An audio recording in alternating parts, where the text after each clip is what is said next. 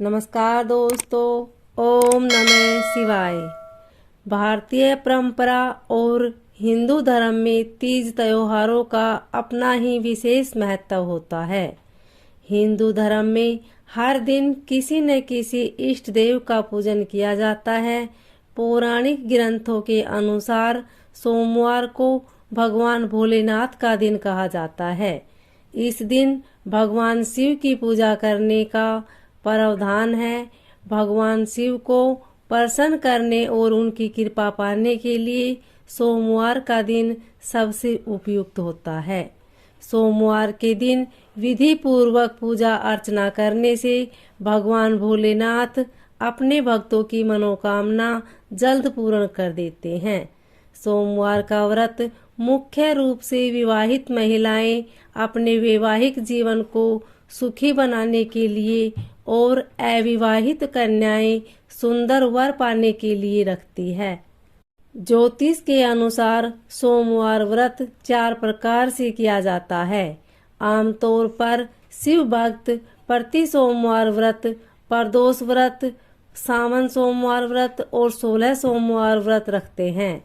इन सभी व्रत से भोले भंडारी जल्द प्रसन्न हो जाते हैं। इन चारों व्रतों के लिए शिव जी की विधि पूर्वक पूजा की जाती है और व्रत कथा पढ़ी और सुनी जाती है। प्राचीन काल की बात है, एक गांव में एक साहूकार रहता था।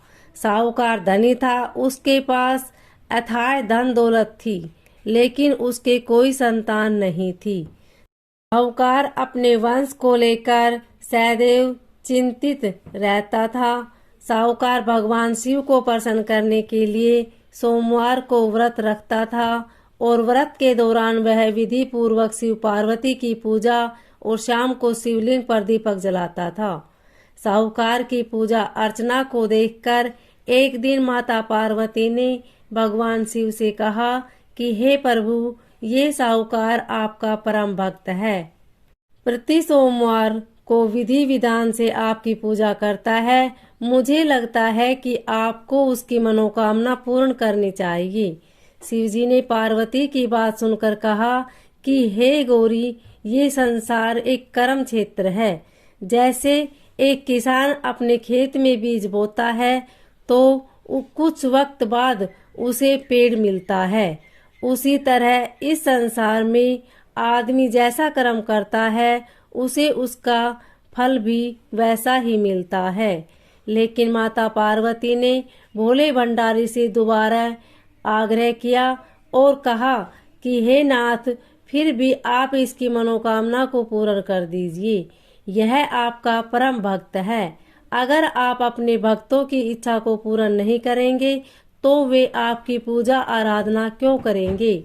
माता पार्वती के इतना आग्रह करने पर शिवजी ने कहा कि यह धनवान साहूकार है और इसके कोई पुत्र नहीं है, इसलिए ये सदैव चिंतित रहता है।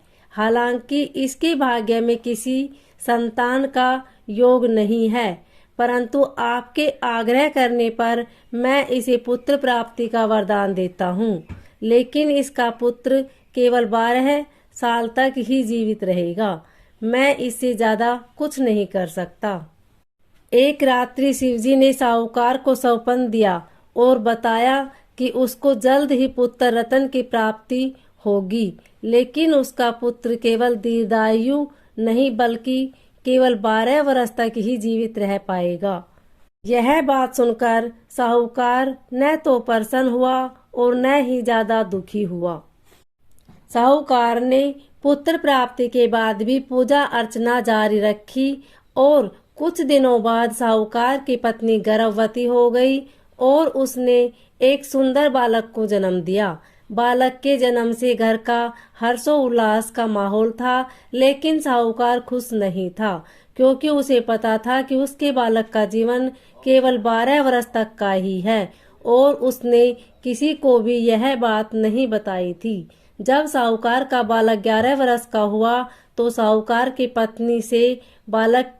पत्नी ने बालक के विवाह की बात लेकिन साहूकार ने बालक की शादी से इनकार कर दिया और उसकी शिक्षा के लिए काशी भेज दिया। साहूकार ने बालक के मामा को बुलाया और पैसे देकर उन्हें बालक के साथ काशी जाने का आदेश दिया।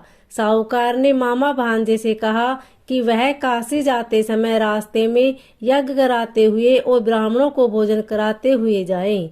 दोनों मामा भांजे ने ऐसा ही किया।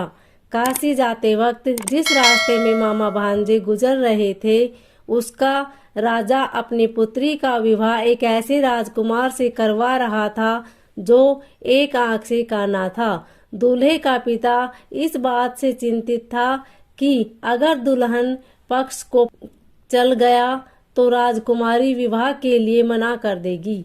इसलिए उसने जब साहूकार के पुत्र को देखा तो उसने सोचा कि मैं अपने बालक के स्थान पर तोरण के वक्त उस बालक को बैठा दूंगा और दुल्हन के पक्ष वालों को पता भी नहीं चलेगा। दूल्हे के पिता ने साहूकार के पुत्र को इस बात के लिए राजी किया और वह बालक राजी हो गया। इस तरह उस बालक ने दूल्हे के कपड़े पहन लिए और घोड़ी पर चढ़कर तोरण की रस्म को पूरा किया। तोरण के बाद फेरों की जब बारी आई तो दूल्हे के पिता ने फिर साहूकार के पुत्र से अनुरोध किया कि वह दुल्हन के साथ फेरे ले ले और ताकि विवाह संपन्न हो जाए और उसकी बात ढकी रहे।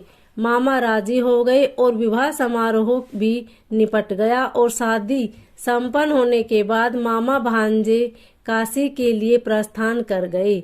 परंतु साहूकार के पुत्र ने दुल्हन के कपड़े पर लिख दिया कि तुम्हारी शादी मुझसे हुई है, लेकिन जिसके साथ तुम जाओगी वह आदमी एक आंख से काना है और मैं काशी शिक्षा ग्रहण करने जा रहा हूँ।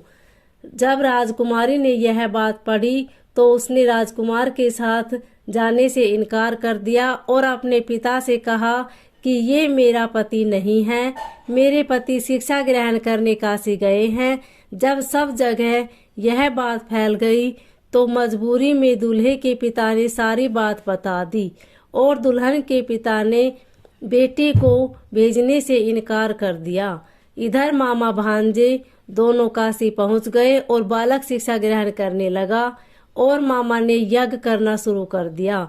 जब साहूकार का पुत्र 12 साल का हो गया तो एक दिन उसने अपने मामा से कहा कि उसकी तबीयत ठीक नहीं है और वो सोने अंदर जा रहा है। साहूकार का पुत्र अंदर सोने गया और उसकी मृत्यु हो गई।